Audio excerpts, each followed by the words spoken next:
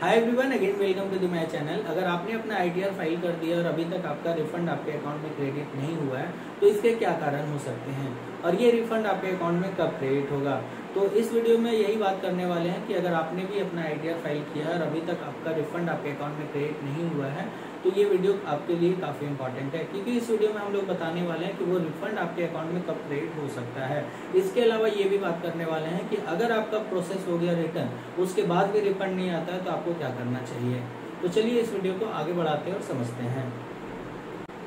तो जैसा कि मैं आपको बता दूं कि जब भी आप अपना आईटीआर फाइल करते हैं तो अपने जितने भी सोर्स ऑफ इनकम होता है वो अपना आईटीआर में आप शो करते हैं। इसके अलावा जो एलिजिबल अलाउंसेस होते हैं, जो एलिजिबल डिडक्शंस होते हैं वो आप क्लेम करते हैं अपने आईटीआर में। अगर आपका टैक्स ज़्यादा कटा हुआ है तो और आपका जो टैक्स लायबिलिटी है एक्चुअल बेसिस पे कम आता है तो जो डिफरेंशियल होता है वो आपका रिफंड आ जाता है। इसके अलावा अगर आपका टैक्सेबल इनकम जो है प्रिस्क्राइब लिमिट से नीचे है और आपका टैक्स कट गया है तो उस केस में भी आपका रिफंड आता है। तो जब आप रिफंड के लिए एलिजिबल होते हैं तो उसके लिए आपको क्या करना होता है कि आपको अपना आईटीआर फाइल करना होता है।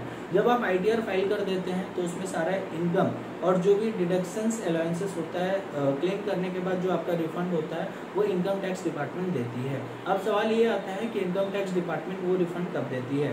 तो सर मैं आपको बता दूं कि जब अपना आईटीआर आप फाइल करते हैं तो उसमें जितने भी डेटा रहता है वो सारा इनकम टैक्स डिपार्टमेंट एग्जामिन करती है। एग्जामिन इन द सेंस वो प्रोसेस करती है, यानी कि जब आप अपना आईटीआर फाइल करते हैं तो इनकम टैक्स डिपार्टमेंट उसको क्रॉस चेक करती है।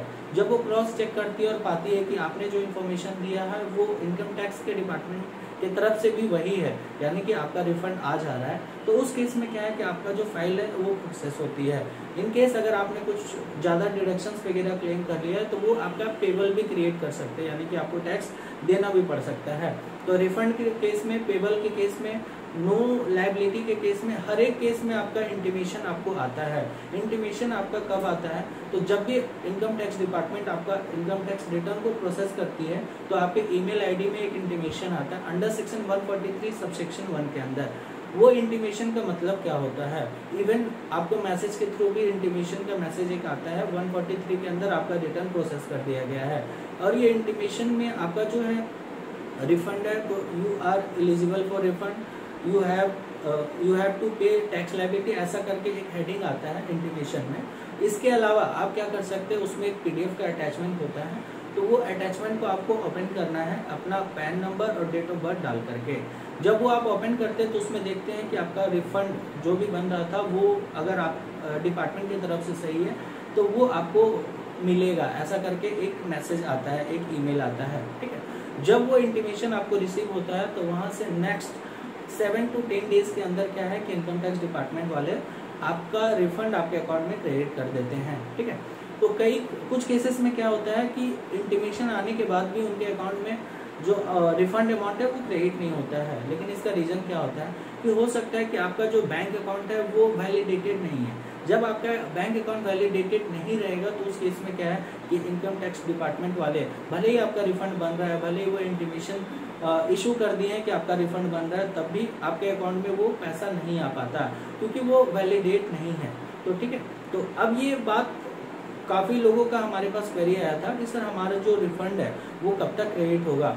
तो इसका सरल शब्दों में मैं जवाब दे दूं कि कई लोगों का ये भी कहना था कि सर पिछले बार तो क्या हुआ था कि काफ़ी कम टाइम लगा था रिटर्न को प्रोसेस होने में और हमारा रिफंड आने में।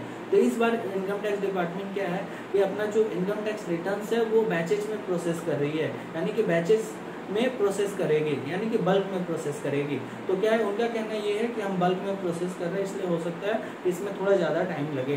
तो जब तक वो आपका इनकम टैक्स रिटर्न को प्रोसेस नहीं करती है तब तक आपको रिफंड नहीं आएगा। और रिफंड आने से पहले एक प्रोसेस है कि आपके पास एक ईमेल आएगा, एक मैसेज आएगा इंटीमेशन का।